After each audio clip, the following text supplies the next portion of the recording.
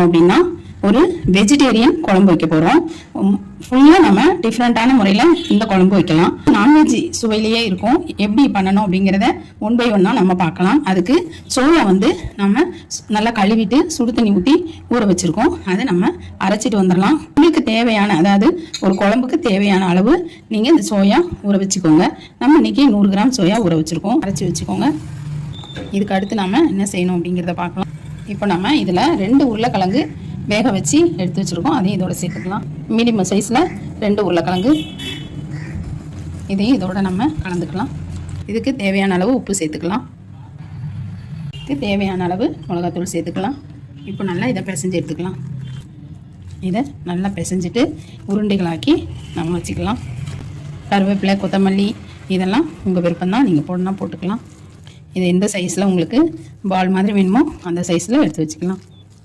இப்போ உங்களுக்கு எந்த அளவுக்கு ஷேப் வேணுமோ அந்த அளவுக்கு சைஸ் வேணுமோ பிடிச்சி வச்சுக்கலாம். உருண்டையாக ஊட்டி வச்சுக்கோங்க. இது ரொம்ப ருசியாக இருக்கும் இந்த குழம்பு. நான்வெஜ் சாப்பிடாதவங்க இதை சாப்பிடும்போது நல்ல ஒரு நான்வெஜ் டேஸ்ட்டில் இருக்கும். பெருசு சின்னது எல்லாம் உங்கள் விருப்பம்தான். நம்ம நல்லா பெருசாக நம்ம பிடிச்சிட்டோம். இதை இப்போ நம்ம எண்ணெய் அடுப்பில் காய வச்சுருக்கோம். அதில் பொரித்து எடுத்துக்கலாம். கடாயில் எண்ணெய் நல்லா காஞ்சிருக்கு. நம்ம ஒன்று ஒன்றா போட்டு எடுத்துக்கலாம்.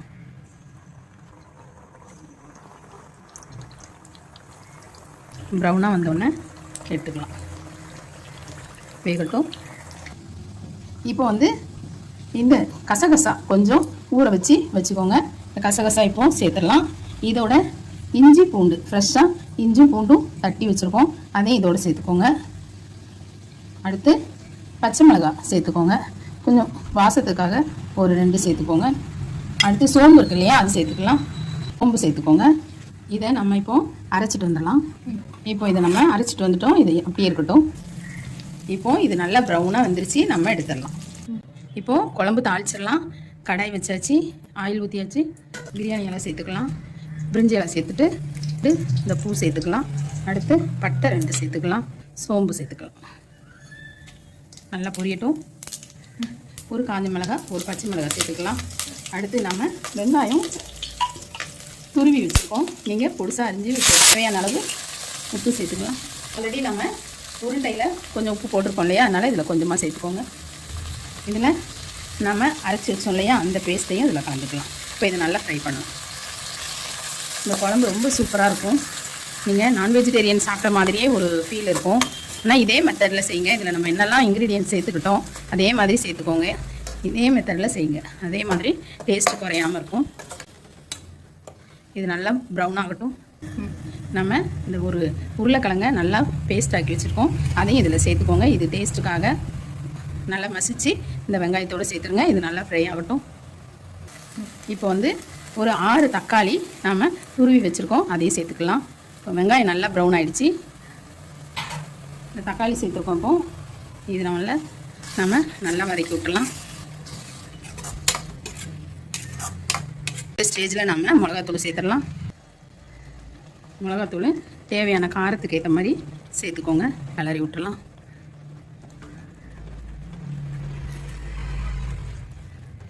இப்போ இதுக்கு நம்ம தண்ணி சேர்த்துக்கலாம். ரொம்ப தண்ணி சேர்க்க வேண்டாம். கெட்டியாக அந்த குழம்பு இருந்தால் ரொம்ப நல்லாயிருக்கும். இப்போ கொஞ்சம் தண்ணி சேர்த்துருக்கோம். இது நல்லா கொதிக்கட்டும். இப்போ கொதிச்சதுக்கப்புறம் பார்க்கலாம்.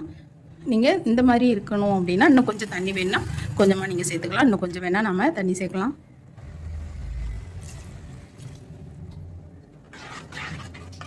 இப்போ தண்ணி சேர்த்துட்டோம். இது நல்லா கொதிக்கட்டும். கொதிச்சதுக்கப்புறம் என்ன பண்ணணுங்கிறத பார்க்கலாம். A few moments later.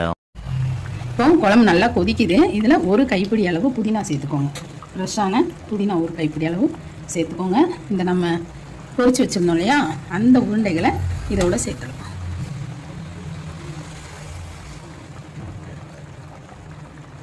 இப்போ சேர்த்துட்டோம்.